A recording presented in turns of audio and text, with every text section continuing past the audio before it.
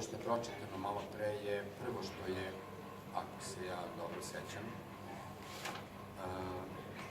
i napisano da bi u pitanju ovaj roman. Ja sam te pitam da li si, kada si počela da pišeš i kada si ovaj deo koji si nazvala Duga za olugu, znala dok ćeš stići i šta zapravo želiš da uradiš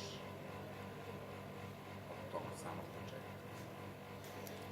Pisanje romana je počelo u oktobru 2017. godine tokom trajanja sajma knjiga u Beogradu. Ja sam došla na promociju svoje prve knjige, odnosno zbirke priča, Snovi za budne, i nekako sad, kad sagledam sve to nazad, delo mi da je to taj neki put koji ima prilike veliki broj pisaca proza ide. Prvo krenu sa kratkim pričama, nakon toga uslede romani, naravno ne kod svih. I tokom tog boravka u Beogradu ja sam napisala ovu priču koju je odlomak i Goran pročitao o toj slepoj ženi koja je slepa od rođenja i koja shvata baš u tom trenutku, u 4. deceniji svoga života, da je nešto nedostaje. Ali zaista nisam razmišljala da tu bude čak i tragova patetike, zato što je ona slepa od rođenja i da sad ja akcenat bacim na to, baš naprotiv. Nekako mi je ideja bila da razvijem tu priču u tom smeru da je upoznala nekoga i da je shvatila da je problem baš sa te druge strane. Ta priča je nastala tako što sam ja bila u tom nekom iznajmljenom stanu u Beogradu sama i napisala sam to dok sam večerala. I na samom kraju te priče ona dolazi na ideju da nauči boje. Ali ne kako boje vide ljudi koji su videći, već kako ih doživljavaju. Šta za mene, na primjer, znači plava ili zelena, žuta. I ona dolazi na tu ideju i tako se ta priča završava. Moja osnovna zamisao je bila da se tu zadržim, da to bude zaokružena priča. I onda sam posle izvesnog vremena shvatila da bih ja mogla recimo da razvijem tu roman, da će ona sad svaku priču, odnosno svaku boju,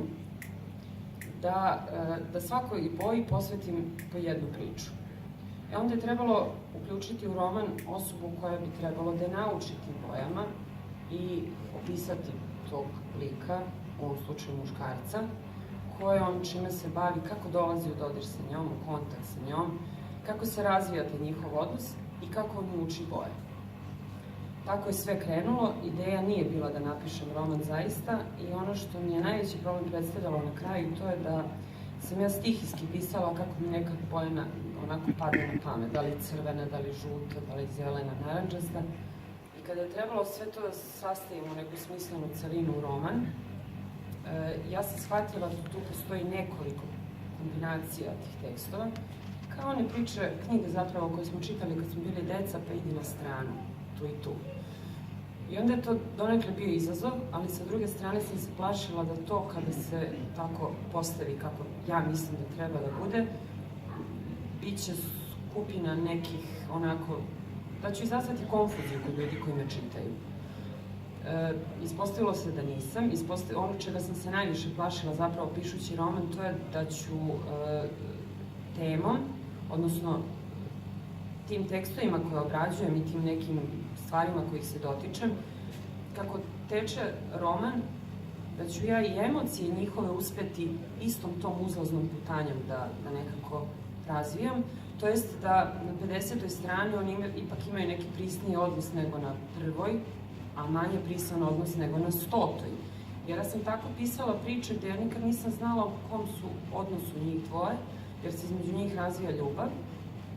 I na kraju se ispostavilo da sam uz neke zaista sitne izmene uspela da napravim takav roman koji će da bude sastavljen od priča i pesama u prozi, gde će radnja romana zapravo da prati i emotivni naboj između njih dvoje. Ja se iskreno nadam da sam uspela, tako da sam govorila.